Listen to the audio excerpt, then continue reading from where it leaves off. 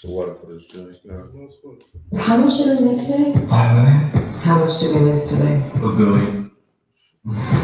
You got rich dudes pissing at me.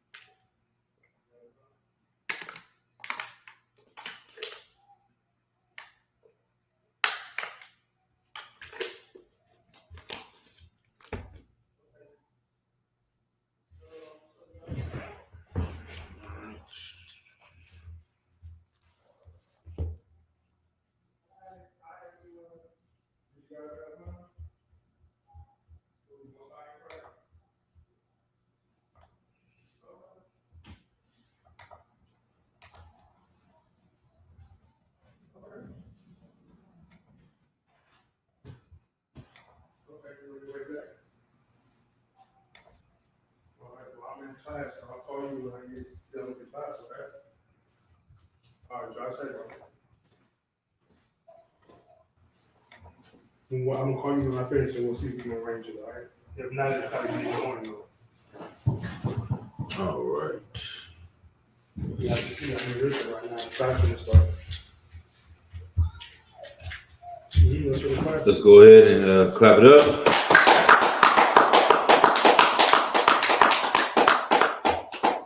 Let's start off saying Shalom, Israel, with Israelite School of Universal and Practical Knowledge, started on 1 West, 125th Street, Harlem, New York, under Commanding General Yohana. I'm Priest and Officer of 5000 Kasar Pakad. This is the Thursday night scripture breakdown class.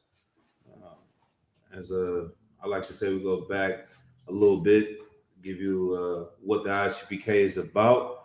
In the Israelite School of Universal and Practical Knowledge, we're here to educate Blacks, Hispanics, and Native American Indians of their true heritage according to the Bible. Using the Bible, the ISUPK will fix all the problems in the Black, Latino, and Native American Indian community, turning a lawless and immoral people into a law-abiding, righteous people. Using the laws of the Bible, and we found out that the so-called Blacks, Latinos, and Native Americans of North, Central, and South Americans are the true descendants of the lost 12 tribes of the nation of Israel, and Yahushua Mashiach, whom the world ignorantly calls Jesus Christ, is our King. So before we get into tonight's topic, any questions? Questions in the room? Questions online? Any questions? Go ahead. I was wondering if there was a breakdown on like burning sage. Mm-hmm. Is it like a form of witchcraft, or I was just trying to explain to my rib, because she was saying like it's spiritual. Right. And I was just informing her that I think like when people try to turn it to spiritual, it's something other than what they actually mean. Right. So like, right. Matter of fact, somebody look up incense to other gods. If somebody could put that in there.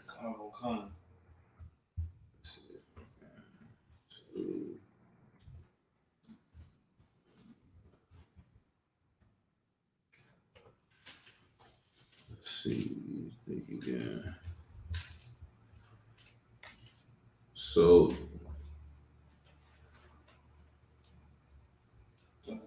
Jeremiah 44:3. Let me get that one. Which one did you have out? What's like this? We talking about in the word? Yeah, give me Jeremiah 44:3. If you had a different precept, I wanted to see which one you had.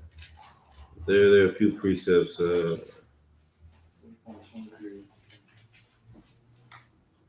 So, in answering the question, once again, the brother's question was: is burning sage? What are you asking? You saying is burning sage? Is it I mean, a lot of people burn sage to say they're getting rid of like demons, evil spirits. Right. So me and her was having a conversation about it, and I was telling her I think that the understanding of burning sage and relating to getting rid of evil spirits is not actually what it's doing. Right. So okay. I'll definitely answer that. Go ahead and read when you got it. The book of Jeremiah, chapter 44, verse 3. Mm-hmm. Because of their wickedness, which they have committed to provoke me to anger, and that they went to burn incense and to serve other gods. Right. So this is something that has been going on since the days of the Bible. People have always tried to find an easy way to become righteous, an easy way to fix their problems, to get rid of evil spirits. Burn some sage. You went through a bad relationship. The brother cheated on you. You've been listening to Erykah Badu. You got your head wrapped. Burn some sage, and everything's gonna be all right. Matter of fact, there's somebody put a clip of the sister I was talking about last week, Janelle Monáe, where she was in the damn interview burning something. Let me see if I can get that. I'll put it on the screen, man, real quick. Janelle Monáe. But this is a very interesting, it's a very good question. You know what I mean? There's nothing wrong with it. Burning. Let me see. Let's see if it comes up. See if it comes up. But yeah, I just saw this like yesterday. I don't know. It was like a joke. Somebody had did a meme basically saying, when you ask about where your boyfriend is, where your ex is at, and they show her, you know, going around the whole interview in the radio station with something burning. I don't know what it was. I don't think it was sage, but it was something burning. It was something on fire. So I can't find the clip on YouTube.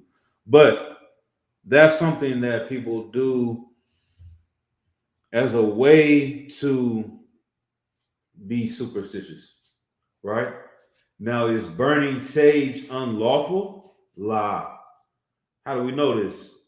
What are other things that people use sage for? If I can say, Mhm. it's supposed to help kill like bacteria and stuff, like Okay. your, Right. purify your house as far as like disease and stuff. Right, that's possible. What are some other things people use sage for? So like you said, if I may, Mhm. we were watching something, and I believe they said burning sage. Practical. Not nothing. What do people use? The majority. What is the use of sage? Majority. They use this sage, and I know a lot of people burn sage and pray while the sage. What do people use sage for? Go ahead, young man. Is it for meat? Go ahead. Is it for meat? Like how? To eat, right? To season food, correct? Kind. Right. So we know using sage, burning sage, cooking with sage is not unlawful. People use it to make turkeys. They use it for their dressing, etc. There's nothing wrong with that. So just like there's nothing wrong with eating turkey, but there is something wrong with eating turkey on Thanksgiving. It's the same way you can apply sage. People that are using sage to get rid of demons and ghosts are people that smoke marijuana, smoke weed. Whores use sage to cleanse their house, but they don't use it to cleanse themselves of the demons that they have. So it's superstition. Once again, going back to that. If you told everyone in order to have a better life, you can get a crystal ball and your life will be better, people will go buy crystal balls. If you told them it was the crystals they have, people go and buy that. If you tell them that you can go to a church and dip yourself in water and you're going to be saved, people are going to go in church and go into the water and they're going to feel better when they come out and they're going to do the exact same things they did before. So in reality, does sage cleanse out demons? Hell no, because the people that promote that have the most demons. Is there something wrong with burning sage in your house if it's just for the smell of it, or if you really genuinely believe it's going to help with bacteria? If there's some scientific evidence that it cleanses bacteria, because the earth was created with herbs on earth that the Lord created to heal the nations, the Bible says, to use as medicines. So could there be a things inside sage that have actual scientific properties? I'm sure there is, but the majority of people are using it is not for that purpose. It's because they don't want to follow the laws of God. They don't want to obey the priests and prophets of God, and they don't want to change themselves and submit to the word of God. So they're willing to do anything else that can be a shortcut to that. All right, go ahead, sis. If I may, sir. I can honestly say one of the reasons why I was burning sage was because it was relaxing, like, therapeutic relaxing. Like, Right. If you have lavender in your house, it's supposed to help with anxiety and stress and stuff like that. That's one of the main reasons why I like to burn sage, because it relaxes me. Okay. If that's the case, incense can be used for that as long as you're not using it in the sense of trying to worship another God or using it to connect with the Most High God. That's when you're going into something else. You know what I mean? So that's what I'll say on that. Kind of what, sir? All right. You're eating turkey because you want to eat a turkey sandwich, that's tawaf. If you're eating turkey because it's the last Thursday of November and you with your family, then that's when it becomes evil. You know what I mean? So there are a lot of things like that in the Bible where in one instance it's nothing wrong with it, in another instance it's evil and unrighteous. All right. Go ahead, Doc. You had a question? Salakia, sir. I have a question on.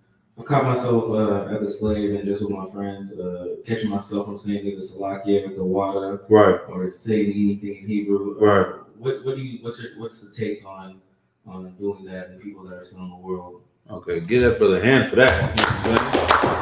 If this brother makes it to Hebrew Academy, you're gonna catch yourself saying "Khan out of one Khan" to the person at McDonald's, like I was doing, like all the brothers were doing. You know what I mean? And so you're saying, what is the take on having the Spirit of the Lord on you and with people that are heathens, or are they just not in the truth, or what exactly? Which is it? I'll say both, really. Both, There's right. some people that aren't heathens, and there's some that are heathens. And I never do, but I catch myself. I'm good. Right. Yeah. That happens to the best of us, man. You're gonna say the water to the person at McDonald's. You're gonna say Salakia. I see brothers do it all the time. A lot of times, our people instinctively will understand you. You'll notice that. You'll say the water to someone, and they don't really know what word you're saying, but how you said it, they feel it. You say la, they understand, because Hebrew is our natural language. If you know children and babies, the Hebrew alphabet, how is it? Ah, ba, ga, da, wa. That's how babies come out speaking. So it speaks to our nature when you speak these words to our brothers and sisters. As far as talking to heathens, it's no different than you're dealing with someone that speaks Spanish or someone that speaks Chinese. They may communicate with you or use a word that you're not familiar with because they're slipping back to their culture. And that's a glorious thing. You know what I'm saying? There's nothing wrong with that. They can see that you are different.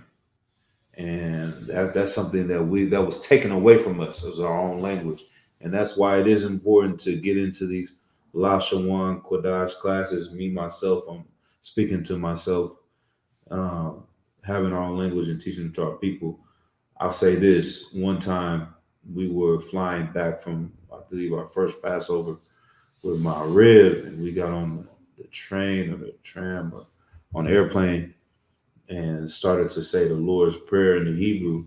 And I could just imagine the look on the people's faces, like, are these some terrorists or what are they saying? And then I used to mess with the heathen sometimes like this. Like me and my real, I talk to her, I was like, Abanawa. She was like, Shabbat Shema. I was like, Kodash Ayah. We don't know how to really formulate sentences to talk, but we sit there and we laugh. Like, because they do that to us all the time. They sit and have conversations. We don't know what the hell they're saying, what language they're speaking, and they laughing amongst themselves. Let's do that to them. Let them see how it is, because the reason why they took our language from us It's because they always wanted to know what niggas were saying. They always wanted to make sure we weren't planning or plotting something. And that puts fear into our oppressor when they see that these brothers have a different way of communicating than what was given to us. So that's a glorious thing, you know. Yeah, man. All right. Any other questions? All right. Any questions online? All right. Let's go ahead and get into tonight's topic. The name of tonight's class. Go ahead and give me the Wisdom of Solomon, chapter 2. We'll go straight to there. We're going to bring a lot of precepts from the Wisdom of Solomon, chapter 2. I know we started late. Bear with me. Tonight's topic, the name of tonight's class is Feed Me, Sin More. Does anybody remember there was a movie in the 80s, I believe it was called Little Shop of Horrors? You remember that one, sis? All right, give the sis a mic. We're going to have her explain a little bit about it. What do you remember? Do you remember the basis of it a little bit? Concert. Mm-hmm. It was a plant that a gentleman had and an oppressor had. Mm-hmm. Right. And it came to life and started getting bigger, and he had to keep feeding it things. Eventually, he had to start feeding it humans. Right.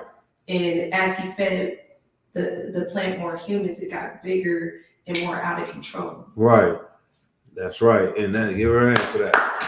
So if any of you haven't seen this movie, that's exactly what it was. It was a plant. I believe it came from outer space somehow. You know, it's a musical, scientific, or whatever they call it, sci-fi movie in a way mixed. And basically the plant came to planet Earth somehow. And this plant started eating certain things. And the guy was the owner of the flower shop. He was working there. And the plant would talk. It had this black voice. Feed me, Seymour. It was a little baby at first. And he started giving it this and giving it that. It got older. It got a taste of blood. He tasted a piece of blood from his finger got pricked. And so the plant wanted more blood. So he might give it a steak, raw steak. And he might give it, a whole dog or cat or etc. I haven't seen it in a long time. But eventually, she's right. He had to actually start feeding it people, grown people. But the plant is getting bigger and bigger and bigger. It started off like this. Next thing you know, it's as big as this room. And it's talking, and people are coming and taking pictures of it. This is an amazing plant. They're thinking how great it is. But the reality of it is that he had to go and find dead people or kill people or whatever it was to feed this plant. So now, once again, the topic of tonight is Feed Me, Sin More. All right? Because this is why the Most High God didn't want to allow sin in the nation of Israel. Because the more and more we sin or allow sin to grow, it wants more and more and more and more. And it gets out of control. And the biggest evidence that we have in today, specifically this month, is the LGBTQ community. And the things that they have grown into started off as something small. And you may think, oh, it's just love and it's just what they want to do. And it's none of your business. But you're starting to see it grow and grow and grow. And the sin is growing more and more and more. And you're seeing how it's starting to affect everyone. And so the Lord did not want that to be. So let's go to the Wisdom of Solomon, chapter 2 and verse 1. We're going to read a few verses in here. Let's see how far we can get down.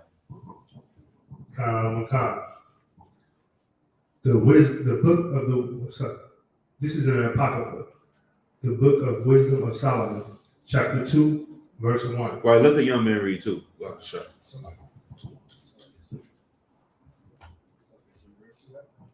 Chapter 2, verse 1. Khan. You got an extra apocrypha or he? Oh, yeah, he does. All right, no sweat. This is the Wisdom of Solomon, chapter 2, verse 1. Mm-hmm. For the ungodly said, reasoning with themselves, but not aright. Our life is short and tedious, and in the death of a man there is no remedy. Neither was there any man known to have returned from the grave. Right. So these other nations, they came together, and in their mind, they said that our life is short and tedious. You hear this all the time. You hear the songs from Drake, YOLO, you only live once. So we're going to die one day.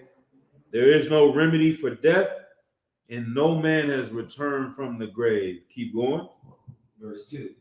For we are born at all adventure, and we shall be hereafter, as though we had never been. Right. We're going to die one day, and your life will mean nothing. No one's going to remember you. No one is going to remember the things that you have done. Keep going. For the breath of our nostrils is as smoke, and a little spark in the moving of our heart. Right. So smoke is here, and then it floats away. It goes away. The wind comes, the wind goes. That's how your life is. You're here today, you're gone tomorrow. Keep going. Verse 3. Which being extinguished, our body shall be turned into ashes, and our spirit shall vanish as the soft air. Right. Keep going. And our name shall be forgotten. It shall in be time. what? It shall be forgotten in time. Keep going. And no man shall have our works in their remembrance. Right. So the ungodly said, our name will be forgotten in time. The things that we do here on earth, it won't be remembered. So let's see, what do they take with this mentality? Keep going. And our life shall pass away as the trace of a cloud, and shall be dispersed as a mist that is driven away with the beams of the sun, and overcome with the heat thereof. Keep going, verse 5. For our time is a very shadow that passeth away, and after our end there is no returning. Right, there is what? No returning. So after you die, there's no coming back. There is no reincarnation.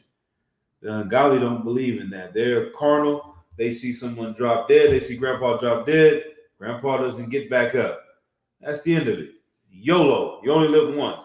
So with seeing that, this is where we're going to take it. Keep going. For it is as fast sealed, so that no man cometh again. Come on, therefore, let us enjoy the good things that are present. What? Let us enjoy the good things that are present. So they said, just like the LGBTQ community, there is no God. There are no laws. The Bible is an old book. Why are you bringing this information from 2,000 years ago? What's the thing they always love to say? They always love to throw in your face. I'm not going to give it to you. What's the one thing that people always love to say when you're saying that what's going on now is wrong? Go ahead. You're welcome. I'll see his hand first. So like I said, the Most High loves everybody. Lie. No.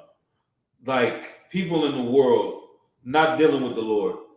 If you're telling a woman that this is the way things should be, they've been throwing it in our face. Not just women either, but people always throw this in your face. Let's see. We'll get the sister shot.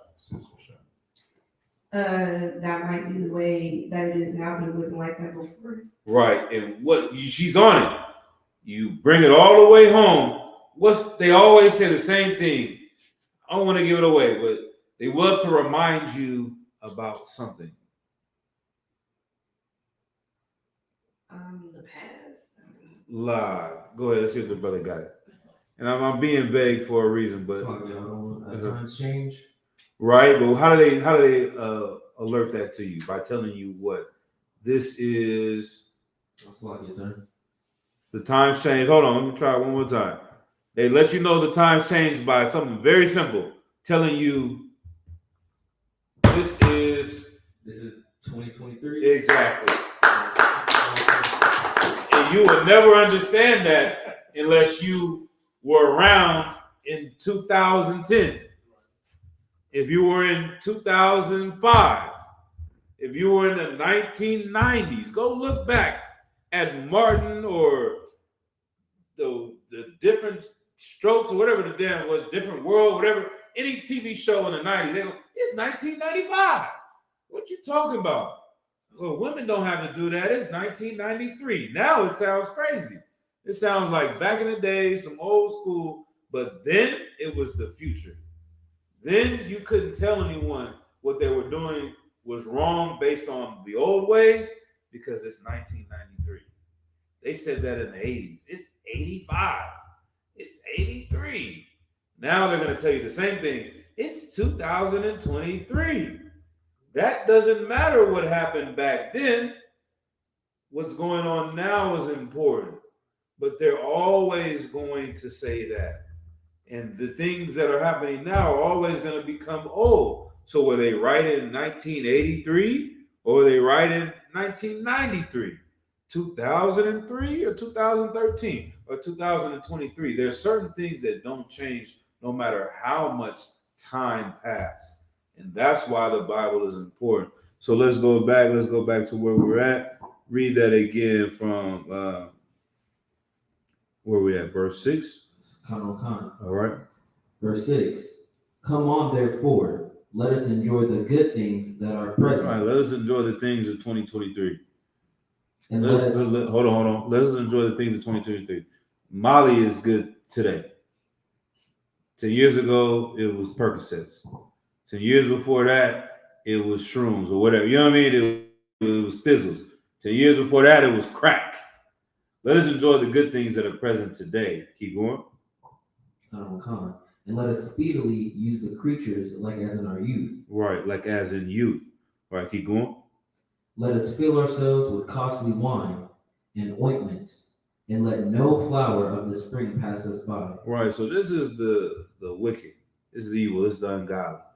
Let us fill ourselves with costly wine. Let's enjoy everything, all the pleasures of life, the great things. This is the spirit of your oppressor.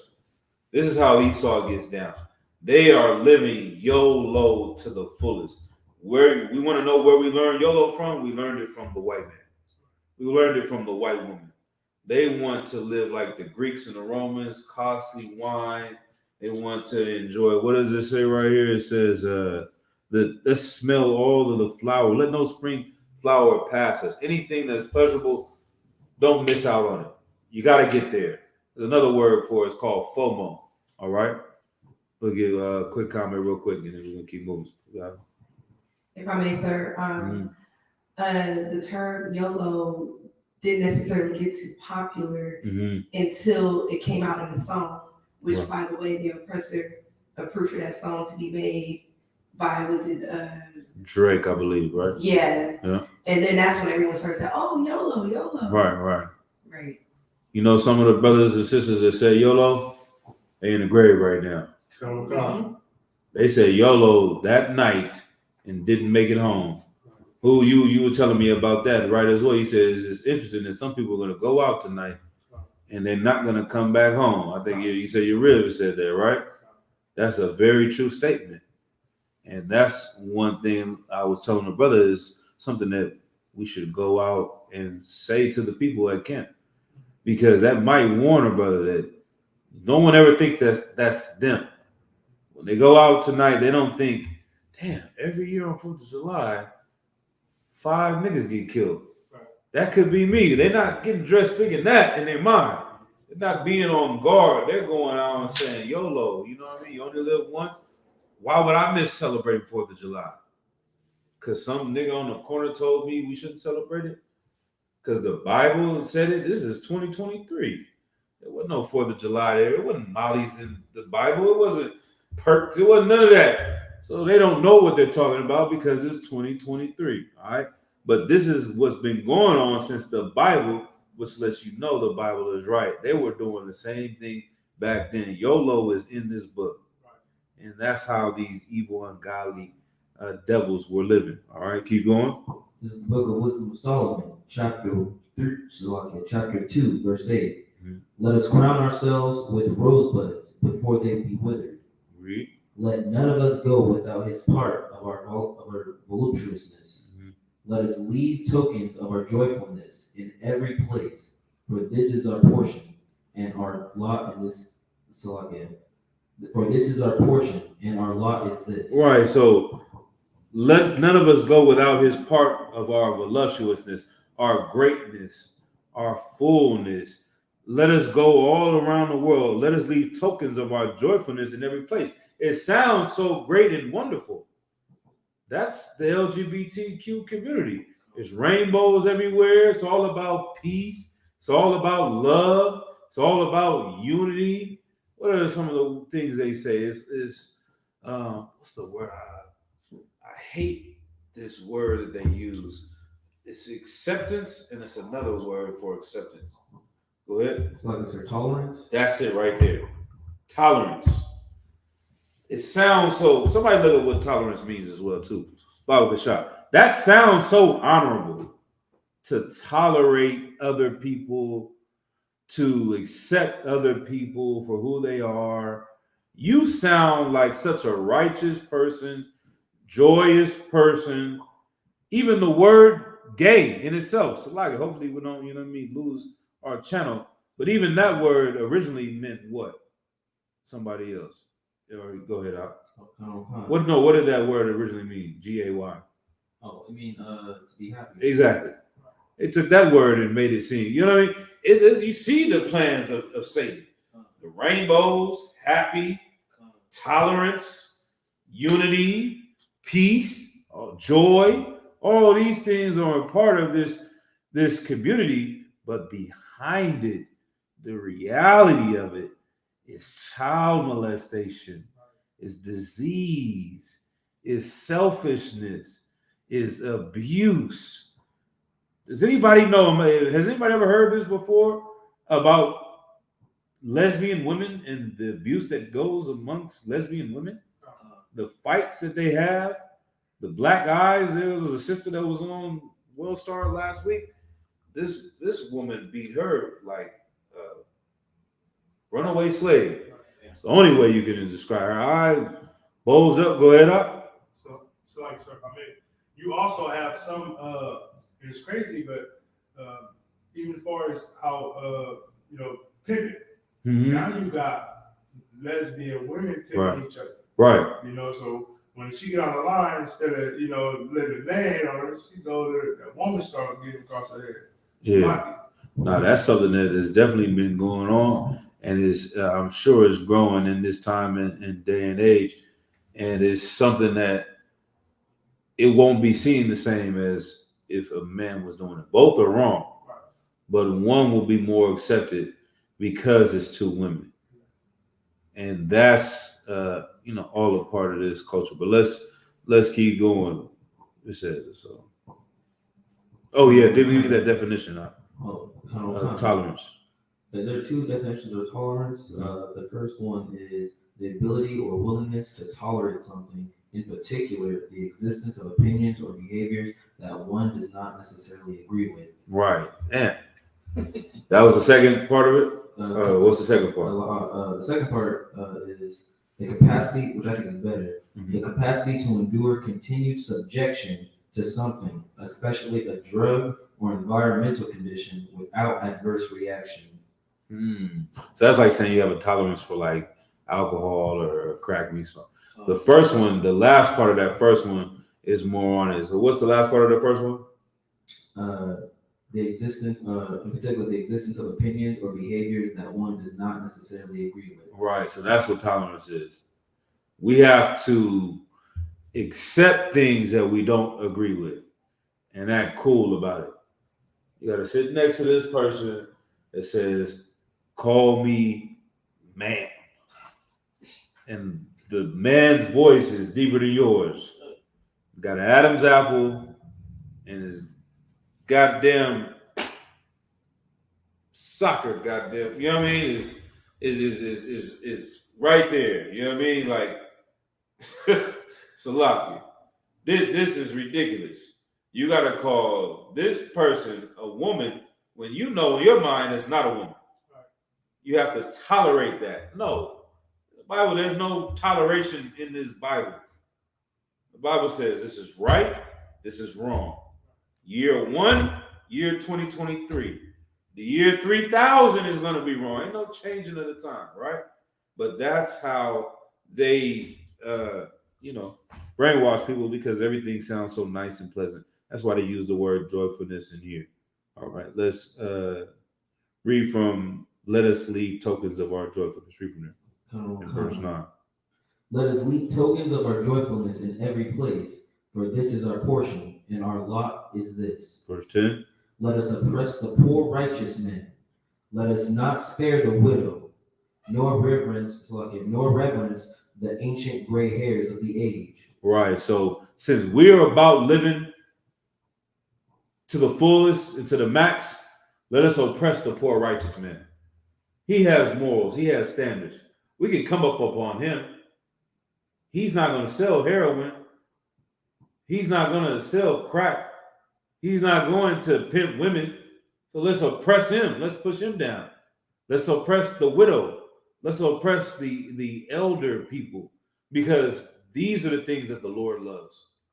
The Lord loves all of these things, but Satan, he hates these things. So these are the enemies to our oppressors. All right, keep going.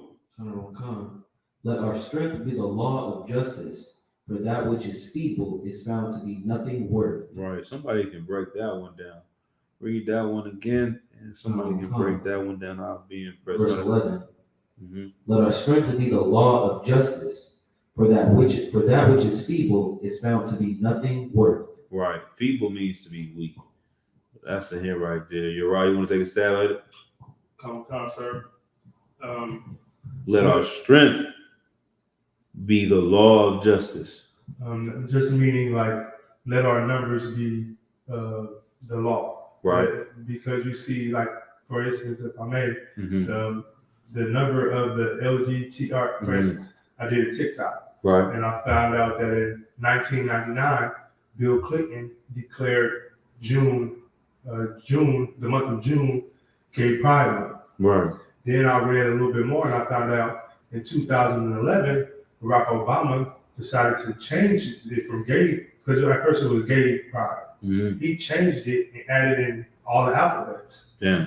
And made it a national day of celebration. Right. So because their numbers got that big from 99 to 2011, I had to become national. So now they're pushing it on everybody, which has us in the same situation of today, where it's on the cartoons, it's in the schools, and if you like, I pulled my son out during that week, Right. when they recognized it, and they really like they wanted to have a parent conference with me. Damn. Because I decided to do that. Yeah.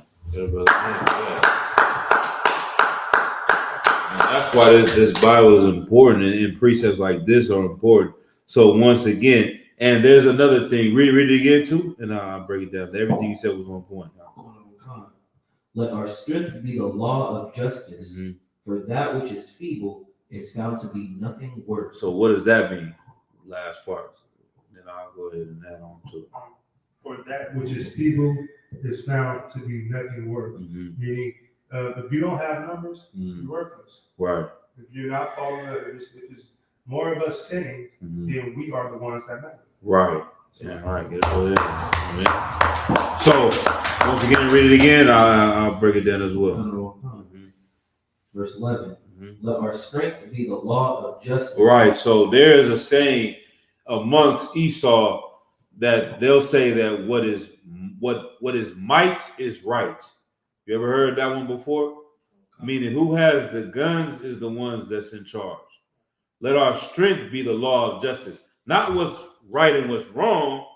The strength that you have, the money, the weapons, the numbers, like the brother was saying, that's what's justice. You have all of these school systems that are going with the LGBT community, the government, the military, everybody's accepting it, everybody's promoting it, even the religious institutions. The church is saying it's cool. So if everyone's saying it, that's justice. That's right. If the government is saying it, it's true. Who are we? We're the feeble, we're the weak, we're the few men, we're 10 brothers at camp. Everybody in the city of San Francisco is against us. We're telling the truth. They're lying, but guess what? Since there's more of them, then they're right and we're wrong. That's their mentality. Go ahead up. So would that also be akin to like their feelings, like their law, or the justice of their feelings? Mm-hmm. What do you mean? like if you have numbers and like justice is just like what they think is justice. It may not actually not be righteous. It's just how they feel.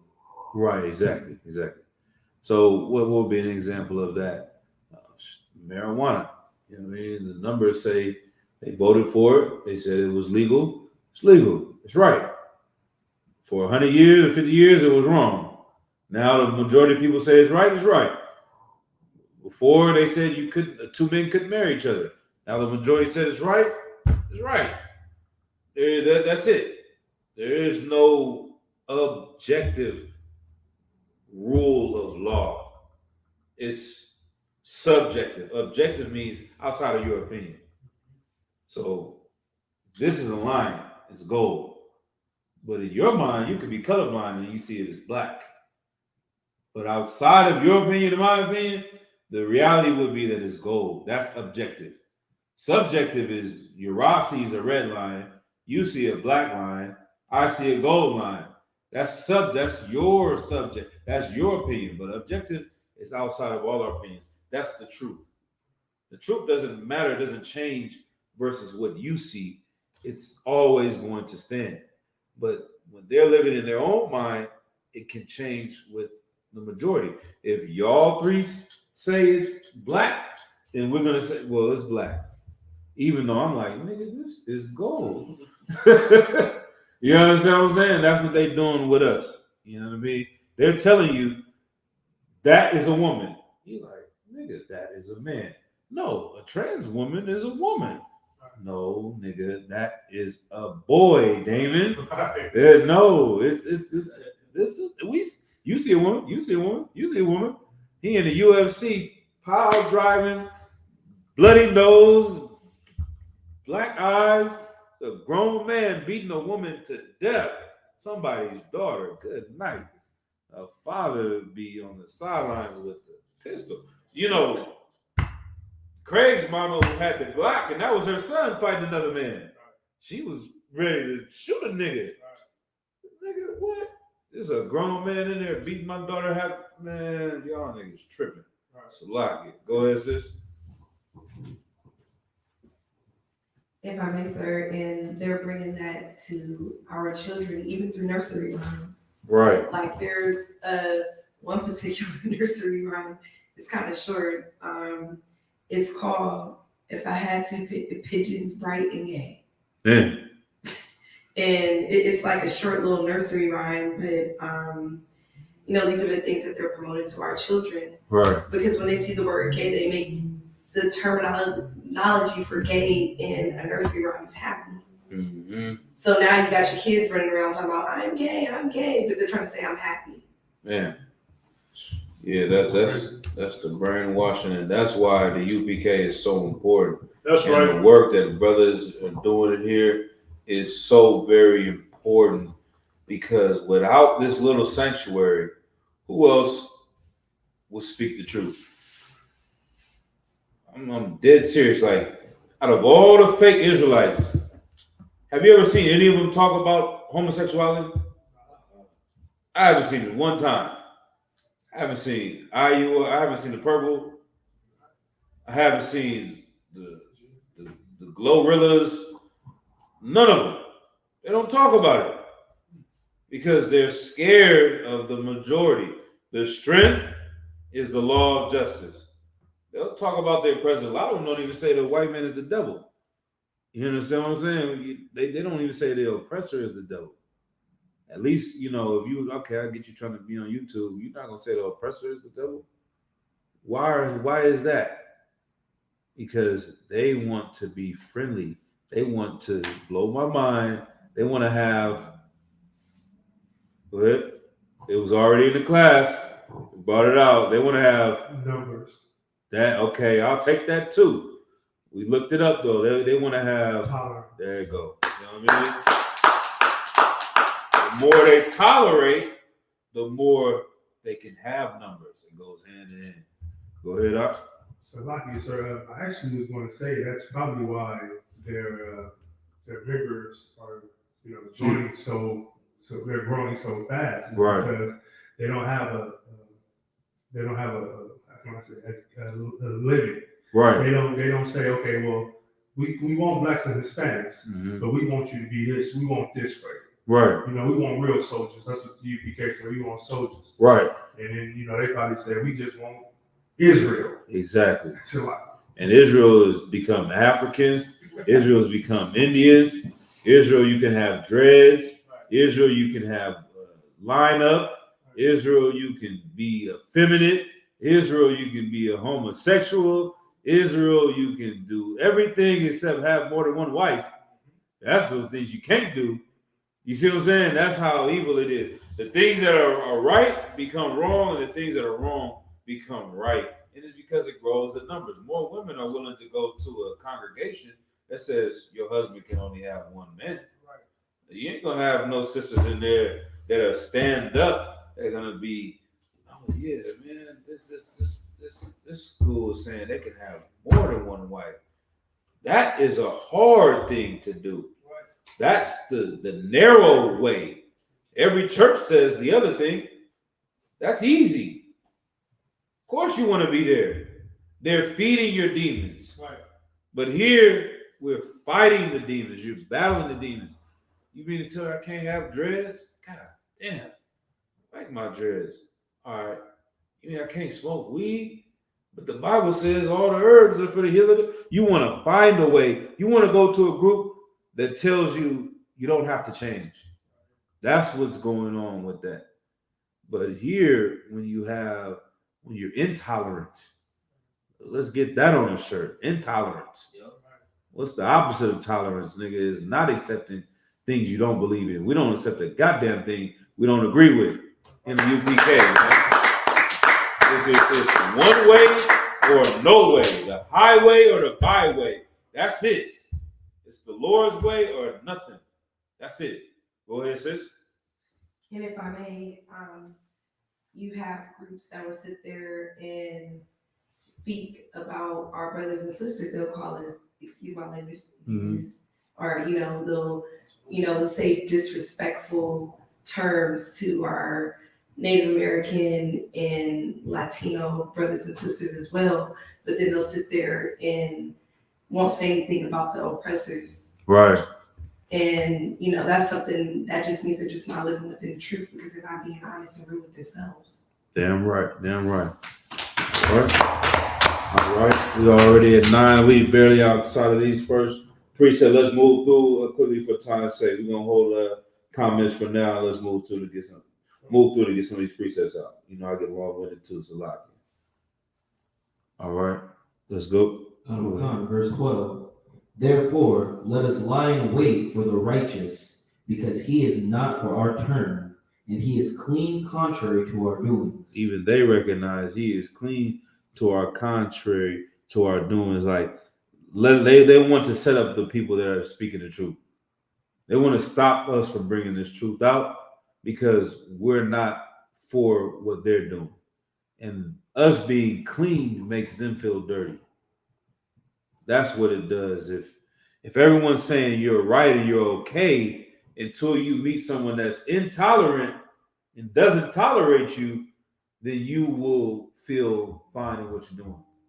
If everyone's encouraging you and saying, keep doing what you're doing, you good, go girl, etc., then you are all right. Like, sister, he cheated on me. They're gonna applaud for that. You know what I mean? Clap it up. They're gonna not y'all. I'm saying they're gonna clap it up for the sister leaving her husband, finding herself, etc. All that. They're gonna be happy for you to be alone instead of staying with your man. And so, as that the people that are not with that, they want to stop them. You know what I mean? Because it shines a light on what they're doing is wrong. Keep going. He upbraideth us with our offending the law, and objecteth to our infamy the transgressings of our education. Right. So even that, for time's sake, the education that they're giving to these children, trying to raise them up and teach them the ways of going wrong. They hate the men that teach opposite of what they're trying to teach. All right, verse 13. He professeth to have the knowledge of God, and he calleth himself the child of the Lord. Verse 14. He was made to reprove our thoughts. All right, he was made to go against our thoughts because he calls himself the child of the Most High. Keep going. He is grievous unto us, even to behold. For his life is not like other men's. His are of another fashion. Right. And let's see, where is it? Where it says, read, drop down to verse 20. We'll leave it at that. Con, verse 20. Let us condemn him with a shameful death. With a what? Shameful death. For by his own saying he shall be respected. Right. So let's condemn. Let's kill him. Let's kill them all. That's been their mission. That's been the enemies of the Most High, is the people that want to promote sin, that want it to grow, that are chasing their own lusts, and everything would be okay for them if we weren't here. What is in the way of someone telling your son he can become a girl besides the truth of the Bible? There's nothing. And even the people, like, I'll give them this. There are certain people that you see disagree with it. Right. You find them on YouTube. They're different people, and they'll voice their opinion, but there's always a line that they can't cross because it's not rooted in the truth. What am I saying? There was a guy, his name was Young Pharaoh. He was in the conscious community. And he believes that men can have more than one wife, because in Africa, men have more than one wife. He's in an interview with a young woman. She's asking him about it, and he's saying, yeah, this is our original culture. This is how things should be. What's the other question they always ask after that? If it's okay for a man to have more than one wife, then Uriah. Mm-hmm. Why isn't it okay for a woman to have more than one man? Right. That's exactly where they went to. And if you don't have the truth and you want to push what you're pushing because you think it's right, you're going to say what he said, which was, well, I personally don't agree with it, but I can't say it's wrong. You see what I'm saying? Because he doesn't stand on anything. He doesn't have the truth to tell him which way to go. So there are people that'll say, you know what? I don't like this Dwayne Wade and his son becoming a girl. That's Little Boosie. He's going to go against that. But guess what? Little Boosie's daughter is a homosexual. He can't stop that. And he can't speak against that. So he's going to say, I accept the LGBTQ community, but stay away from the kids. So he's trying to be righteous, but he doesn't know how to speak on all the issues because he has no guiding light. He doesn't have any laws to follow. There's nothing he's standing on. So today is this, and tomorrow I might break here. I'll go there. And that's why I'll say this right here, and we'll go to our next precept. If you're lost and you're going on a mission, you need a map to get back to where you're going. And that's the Bible. That's right. The Bible is the map and the pathway to show you what's right and what's wrong. Without that, you're going to have confusion. And Satan is the author of confusion. Our oppressor is the author of confusion. With that, let's go to Leviticus chapter 18 and verse 1. All right, the Son of Christ.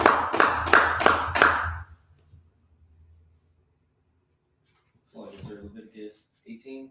Yep, 18 and verse 1.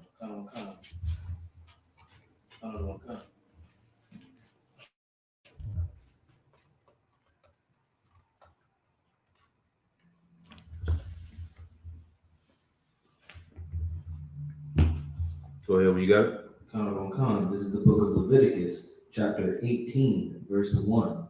And the Lord spake unto Moses, saying, Speak unto the children of Israel. Read a little bit louder. Sorry, sir. This is the book of Leviticus, chapter 18, verse 1.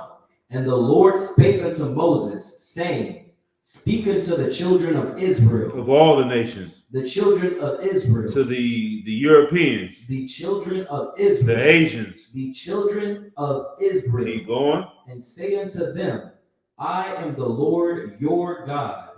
After the doings of the land of Egypt, wherein ye dwelt, shall ye not do. Right. So the Lord is telling the children of Israel, the things that the people in Israel are doing, we cannot do. The things that the people are doing in America, you cannot do. Fake Israelites are not going to tell you that. The Christian church is not going to tell you that. The Muslim mosque is not going to tell you that because they want to tolerate everybody. They'll tell you some things you can't do. The Christian church is going to tell you certain things that you can't do. The Muslim mosque is going to tell you certain things. But everything, we're going to lose everybody. We're going to become hated. We're going to become on the Southern Poverty Law Center's list of a hate group. So we're not going to do that. T.D. Jakes not going to do that. He didn't want to become a hate group. The Muslim Mosque doesn't want to become a hate group. So they're going to stay away from certain things that's going to get them separated from everyone else. But the Lord is telling the children of Israel how to specifically separate themselves from everyone else. Keep going. And after the doings of the land of Canaan, whither I bring you, shall ye not do, neither shall ye walk in their ordinances. Right. So what is an ordinance? For time's sake, I'm going to go ahead and get it. An ordinance is the laws or an authoritative order or decree. That's basically what it is. It's the laws of the land. The Most High is saying, don't forsake my laws for their laws. Don't go against what I'm saying because they're saying it's tawab or it's okay. Keep going. Verse 4, ye shall do my judgments and keep my ordinances to walk therein. I am the Lord your God. Right. All right. And read verse 5. Ye shall therefore keep my statutes and my judgments, which if a man do, he shall live in them. I am the Lord. Right. So it's just like a parent. You're a parent over your child. You're going to tell them, these are my rules. These are how you're supposed to operate in society. And I don't care what the other children are doing. They're not my children, but you represent me when you go out into the world. And this is how you have to behave. That's how the Lord is dealing with the children of Israel. All right, let's drop down to verse 22. Mm-hmm. This is the book of Leviticus, chapter 18, verse 22. Thou shalt not lie with mankind as with womankind. It is an abomination. Neither shalt thou lie with any beast to defile thyself therewithin. Pause. Stop right there. So we're seeing, if you go from the list in the beginning of the 18th chapter, it goes down. You can't lie with any one of your near kin. A father can't lay with his daughter. You can't sleep with your father's wife. You can't sleep with your auntie, your uncle. And then it goes down and it goes all the way down. And it's just getting worse and worse and worse. And so we went from a man can't lie with mankind. It's an abomination. Now the next one is bestiality. You'll be sleeping with a goat. You'll be in the back hunching on a chicken. You know what I mean? Like, that's how it progresses. And that's how sin grows. It starts off with this. In the 1960s, there was a book. It was called the Gay BCs, Salakia. And, for times, I wish I would have brought some of these things out. They start listing some of these things. I might pull it while the brother keeps going and reading. But, some of the things that they were just saying, it was in 1966, not too long before the UPK came out. But they have been slowly pushing this agenda to now you see where it's grown. Like even the people when Obama was around 2013 saying they should be able to get married. Now they're seeing that now they're having grown men in the bathroom with my daughters. There were some sisters. Did y'all hear about that? Where they took their child to a spa and there was a grown man walking around with his rod out around this woman's daughters. And they were saying that the black women that were upset were bigots or sexist, or I don't know what the word you want, homophobic, or what transphobic, any other word you can use. That's why Dave Chappelle is one of, you know what I mean? Like Dave Chappelle, I came from a generation like, man, nobody could surpass Richard Pryor. You know what I mean? That's how we came. It was like Michael Jordan.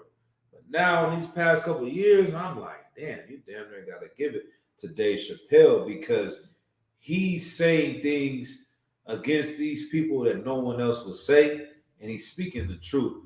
And one of the things that he said is that this community creates words in order to win arguments. Right. So if I call you transphobic, the argument is over. That's all I gotta do is say you homophobic. It's over. There's nothing else. That's you know who else does that? The small hat community. Right. You anti-Semitic. I can say that you guys are oppressing our community. You're paying our rappers this money to make music that destroys our community. You don't pay us any money. You're abusing us. Oh, you're anti-Semitic. End of argument. You're wrong. I'm right. That's what the LGBTQ community is doing. And so, with that being said, they're going out and basically pushing this agenda, and no one is able to say anything against them. And so that's why when he said that, that was a very heavy point. But go ahead, up. Verse 24. Defile not ye yourselves in any of these things, for in all these the nations are defiled. For in all these the nations are Matter of fact, I defiled. think we missed something. Did we lock it? Or did we go? Oh yeah, I might have just skipped over, but it is confusion. That was a very important part. Oh, Yeah, sorry, I mean, sir. If go back and read verse 23 from So, neither shall any woman stand before. Neither shalt thou lie with any beast to defile thyself therewith. Neither shall any woman stand before a beast to lie down thereto. Right. It is confusion. It is what? Confusion. Right, and that's what the oppressor wants to have. A whole bunch of confusion. No one knows which way is up. No one knows which way is right or which way is wrong. And confusion allows them to maintain their power. If you're confused about this, if you're confused about that, then they can push you in any direction because you have nothing to stand on. And that's confusion starts with that idea that things change. Oh, Dad, that was back in your day, but it's 2023. That's confusion. There's nothing I can tell my son. There's nothing I can tell my daughter because in 2024, because the clock hit 12 o'clock, then you can blow ride. No, nigga. It's wrong then, it's wrong now. That's not confusion. That's order. That's what the Lord wants, all right? Let's see. Oh, yeah. Read verse 24. Verse 24. Defile not ye yourselves in any of these things, for in all these the nations are defiled, which I cast out before you. Right, so there were heathens that were living in the land of Israel, and they were kicked out of the land of Israel because we were the Lord's chosen people coming in there. Keep going. Verse 25. And the land is defiled, therefore I do visit the iniquity thereof upon it. And the land itself vomiteth out her inhabitants. Right, the land is throwing them up out of the land. Lord, the land doesn't want them there. It's the Holy Land. And the reason why we were kicked out of the land is because we started to do the things that they were doing. So the Lord said, just like we brought out last week, and let's go ahead, let's go to that. Let's go to Jeremiah 3 and 8. All right. Jeremiah 3 and 8, Baba Kashah. Got a couple more. Like I said, I don't want to hold brothers too long. No brothers have long days, etc. We started late. But this is Pride Month. This is what they want to promote. They want to push an entire month. No one knows that it's also Caribbean History Month. It's also the month of Juneteenth. A lot of things that are in this month that no one cares about. They had Father's Day last week. Nobody was talking about power tools on sale or none of that. None of that is important. You being a father is not important, even though we don't celebrate Father's Day. but it's like you see what is important, what's everywhere. It's going to be a rainbow flag on everything because this is how. God damn, let's give it up for Uraga Bar. This nigga checked in the class online and the brother's in class. God damn, I ain't never seen that one. What's I Christ shit? Go ahead. It's like I'm using, excuse my French. This is the book of Jeremiah, chapter 3, verse 8. Right? And I saw, when for all the causes whereby backsliding Israel committed adultery, I had put her away and given her a bill of divorce. Yet her treacherous sister Judah feared not, but went and played the harlot also. Right. So the northern kingdom, they went against the Lord and they followed the Assyrians and they were kicked out of the land because how are you going to be the chosen people when you're doing the things the heathens did, which is the reason why I kicked them out in the first place. So now Judah is following after you and doing the same things. So guess what? They got to get out the land as well. I'd rather, and that's why they said it was worse for what Judah was doing because they were supposed to know the truth and they forsook it. We being the Lord's chosen people is worse in the Holy Land living evil than people that are heathens in the Holy Land living evil. At least they're heathens. They can be in Israel today. They're going to have a LGBTQ pride parade in Israel in 2023 today because they're heathens and that's what they do. But if we're in the land doing that, then we don't deserve to be there at all. And that's why they're there. So let's go to Romans. Matter of fact, let's keep going. Verse 9. We're going to drop down to verse 12. And somebody stopped me at 9:25 Bible shout. This is the book of Jeremiah, chapter 3, verse 12. Go and proclaim these words toward the north and say, Return thou backsliding Israel, saith the Lord, and I will not cause Go to verse 9. Let's go down to 12. Sir. Verse 9. And it came to pass through the lightness of her whoredom that she defiled the land and committed adultery with the stones and with stock. And yet for all this her treacherous sister Judah hath not turned unto me with her whole heart, but faintly saith the Lord. And the Lord said unto me, The backsliding Israel hath justified herself more than treacherous Judah. Go and proclaim these words toward the north, and say, Return thou, backsliding Israel, saith the Lord, and I will not cause mine anger to fall upon you, for I am merciful, saith the Lord, and I will not keep anger forever. Right. So the Lord saw that these brothers that had the law, that were supposed to be keeping the law, were still abandoning the law. So the Lord said, you know what? Bring back the first people that went away. At least they went away going against you and just in their own spirit. You stayed in the land and act like you were righteous. That's worse. And so that's the children of Israel compared to the other nations. The Lord vomited us out of the land because we're saying we're his holy people and we're living just like them. So you might as well have them live here. All right. So this should provoke us. We go to Romans 11:11.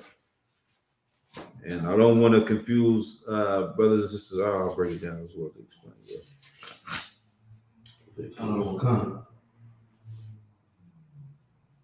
Go ahead when you got it. It's the book of Romans, chapter 11, verse 11. I say then, have they stumbled that they should fall? God forbid. But rather, through their fall, salvation is come unto the Gentiles, for to provoke them to jealousy. Right. So what's going on here is that the northern kingdom was kicked out, and Christ opening it up for them to come back because the law said they were supposed to be put away or cast out. That's the word it says in the Old Testament, the law, that if you don't keep the Passover, you don't circumcise your son on the 8th day, you're supposed to be cast out away from the people. And that's how we looked at them. But the people that were casting them out were doing the same evil things. So now the Lord is saying, well, we can bring them back in because they're better than you. You know what I mean? And so it's saying, but it's also to provoke us to jealousy. So we need to take that spirit today. It's one thing to say that these people that live in Israel are evil and they took our culture. It's another thing to say, okay, I'm about to get up and take my culture back. I'm going to be righteous. They're saying they're Israelites and they're keeping the law, and we know they're not. I'm actually going to keep the law. And the Lord is going to deliver them out of our land and vomit them out of our land and give us back our rightful inheritance as being the kings and priests of this goddamn earth, man. That's right. That's what's going to happen. And it starts with you right here in this room. The brothers and sisters in the ISUPK picking themselves up and throwing the things of the world away and becoming separate and going back to our true culture and realizing all these lies that they tell us in the movies, in the TV, and the music have nothing to do with our culture, and we have to throw it away and go back to what's right. Go ahead, up. So are these Gentiles in 11, are they heathens? La. So these are Israelites. Shalom, Yabashim, Shabbat, Brother Natazah as well. No, so these are Israelites, right? And I can give you the precepts on that. We'll go to that real quick. Let's go ahead. From the top, let's go down and read it real quick. Start at Book verse of 11. Romans, All right. chapter 11, verse 11. I say then, have they stumbled that they should fall? Mhm. God forbid. But rather, through their salvation, through their fall, salvation is come unto the Gentiles, Right. for to provoke them to jealousy. Right. So this is the northern kingdom and the southern kingdom. Through the fall of the southern kingdom, now salvation has come back to the northern kingdom. Since they were cast off before, they were not supposed to be able to come back into the land. But since the people in the land didn't keep the law, then now they can get salvation too. And so we'll go ahead up. That's like it, sir. So it's Israelites that are Gentiles that are provoking the northern kingdom to jealousy? Correct. Come. Meaning the brothers that we were calling Gentiles or heathens. All right, let's go to hold that where we at, and let's go to Romans 9. What's that? Romans 9 and 25. Come. I believe that's what I want. Let me see. All right, go ahead. This is the book of Romans, chapter 9, verse 25. Mhm. As he saith also in OC, Mhm. I will call them my people, which were not my people, and her beloved, which was not beloved. Right. So it's saying, as it said, we'll read verse 24. Mhm. Verse 24. Even us, whom he hath called not of the Jews only, but also of the Gentiles. Mhm. As he saith also in OC, I will call them my people, which were not my people, and her beloved, which was not beloved. Right. So, for face value, any Christian 9 times out of 10, when they see this, when they hear this, they're saying that the Gentiles will be saved. That Christ died to open it up to the Gentiles, as it says in OC. Are you familiar with this precept, or La? Sir. Okay, that's good. So OC asks Uraga Bar, who is OC right here? Because if you familiar or you remember? Okay, no sweat. OC. When you go into the New Testament, you'll see Isaiah is who? Young man. You don't need the mic. It's what? Go ahead. He's the prophet. Of who? Which? Ezra? Nah, Isaiah. Oh, Isaiah. So in the Greek, it's no different. What's some quick example for time's sake? Juan. Juan in Spanish is John in English. Okay. So when in the Greek, they were spelling it instead of Isaiah, it said Isaiah. So OC is another way of spelling the name Hosea, the prophet Hosea. So it's this quote right here in Romans is from the prophet Hosea. And if you don't know that precept, the Christians face value, they're going to say in verse 24, it says, even us whom he hath called, not the Jews only, but also of the Gentiles, the other nations. But let's go back to Hosea and see what he was saying. Hosea chapter 1 and verse 10. Chapter 1, verse 10. Yeah. You start at verse 9.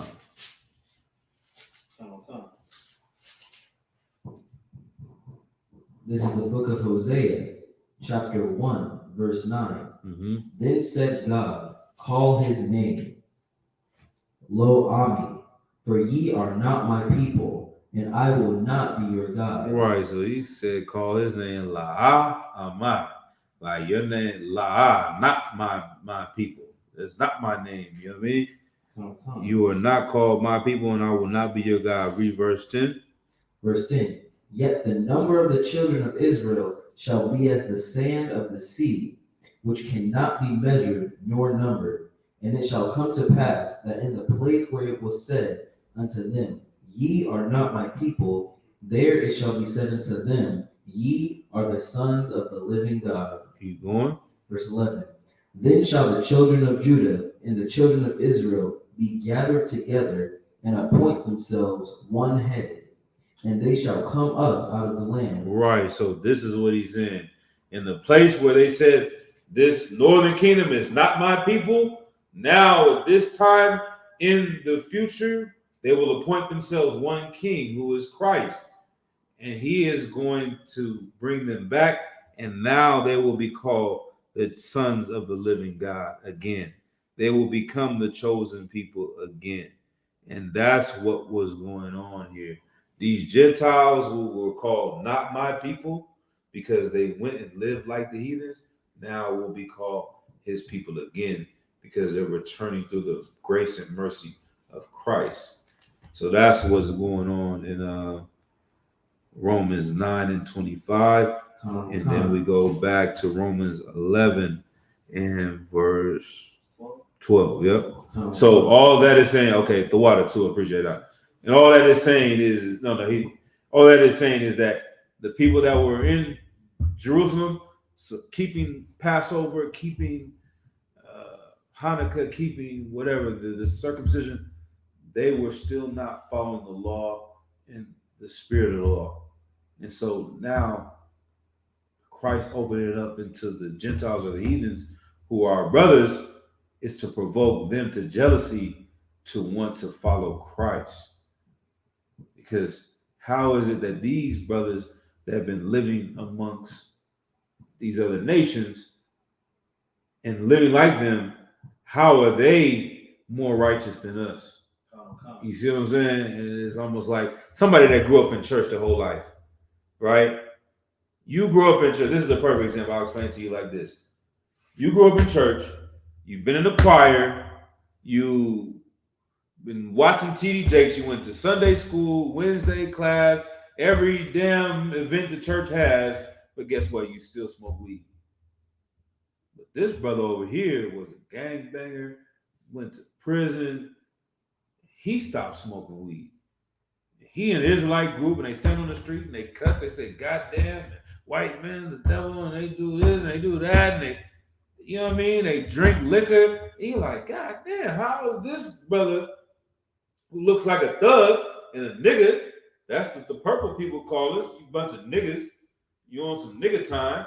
How is it that they are more righteous than me when I go up in the church and I can't quit smoking weed? That makes you want to go and see what they got going on. That provokes you to jealousy. That's what the men that were following Christ were supposed to be. Is the brothers that was thrown away are actually doing more righteousness than the ones that grew up around the Bible, grew up in the church, never left the church, never did anything wrong. But in reality, behind closed doors, they paying for whores. Behind closed doors, they smoking weed. Behind closed doors, they doing this and doing that. You know what I mean? That's what the Southern Kingdom was doing. All right? All right, let's see. Where we at, verse 13? Verse 12. All right. This is the book of Romans, chapter 11, verse 12. Now, if the fall of them be the riches of the world, and the diminishing of them be riches of the Gentiles, how much more their fullness? Right. If them going against the Lord and they're losing the whole world, they're losing all the riches, how much more if these brothers get right and follow the Most High God? How much greater will the children of Israel be if the northern and the southern kingdom come together and follow the Lord? That's how greater we will be. Read verse 13. For I speak to you Gentiles, inasmuch as I am the apostle of the Gentiles, I magnify mine office, Right. if by any means I may provoke to emulation them which are my flesh, and might save some of them. All right, we can stop right there. So that's what Paul is saying to do. And tying this all in is to saying the same way in a certain extent, we should look at these heathens that are living in the land today to say, you know what? We're better than them. We have to live better than them. They're in our land, but that's where we should be. And the reason why we're not there is because we did the same things they've done. You know what I mean? And the Lord said, you know what? If I had to choose someone to smoke crack in my land, I'm at least going to choose the people I hate. Right. I ain't going to choose my son like how I said one more way. You know, you're a father. You leave, you work your whole life, you buy a home, you pay the mortgage, 30 years, you have a house. And you leave it to your son. And your son turns it into a crack house and he's smoking crack. Meth today, what else? There's fentanyl. He's smoking fentanyl in the house. You're like, damn, I'd rather him smoke fentanyl in the house or rather some white boy from up the neighborhood smoke fentanyl in that house. I'd rather the white boy smoke it. If fentanyl is going to have to be smoked in that house, I'd rather him be out of the house and they be in there. That's what the Lord said with us. You know what I mean?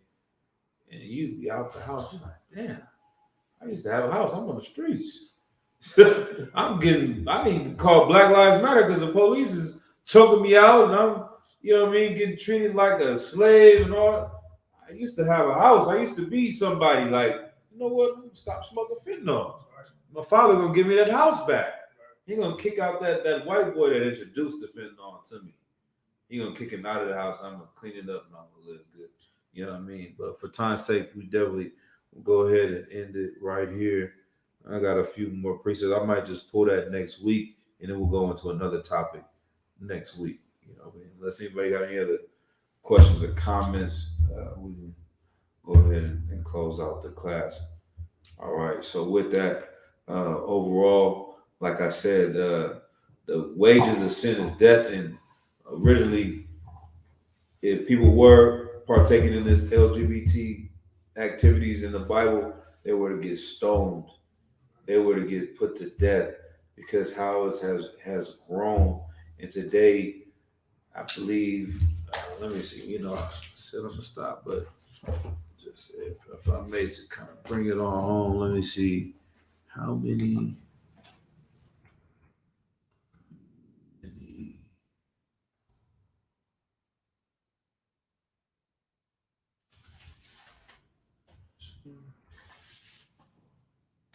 See if something comes up.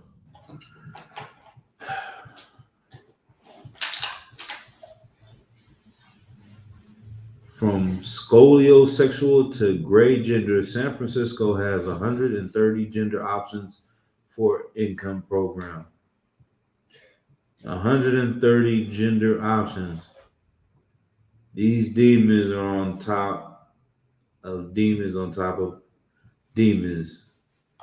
Gender FUCK is also considered a gender. Gender identity: sister, girl, brother, boy. Somebody said, let me see if I can get a list real quick. In a list of genders. Let me see if they got one, man. What are the 57 genders? Agender, androgyny, androgynous, bigender, cisgender, cis male. Some of these weird names they got. I don't want to bring it out in this class. This is ridiculous. But you see, they said there are certain women that are marrying roller coasters. They are attracted to roller coasters. They're born that way. Gender questioning, gender non-conforming, gender fluid, female to male, FTM, pangender, trans female, trans male, man, trans woman, transgender, blah, blah, blah. Two-spirit, trans person. They got so many different genders that have grown out of people accepting LGBT. That's why the letters, they just call it plus IA or something now. You know what I mean? It's just so many genderqueer, cishet. I don't even know what the heck. Non-binary. It's just so many. It's gonna keep growing. You can become a cat. You can become a rat. You can become whatever you want to be. And that is going to keep going because the sin is going to keep growing until the Lord comes and destroys this place. But the Most High God in His wisdom saw, hey, you let this grow on your land, it's going to keep asking for more and more. Just like that plant, Seymour, it's going to keep growing and growing and growing. So you have to draw the line somewhere. And don't just be like Lil Boosie and say, oh, well, I don't want it to be the children. No, it's bigger than the children. You grown ass man, you can't do this. It doesn't matter what age you are, you can't do this. This is wrong. You know what I mean? And so where we get that map and where we get those rules is from the Bible. All right.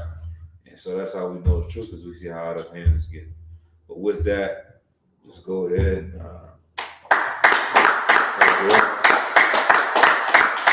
Prison officer of 500 Bar, you can just leave the salutes out. Calm, sir.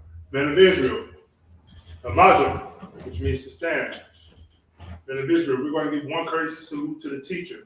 Men of Israel, Amajim Shabbat, Amajim, Barak, Yahweh Hashem Yahweh Shabbat Rakatah, Yahweh Hashem Yahweh Shabbat Rakatah, Yazamatah, Saw, which means to turn.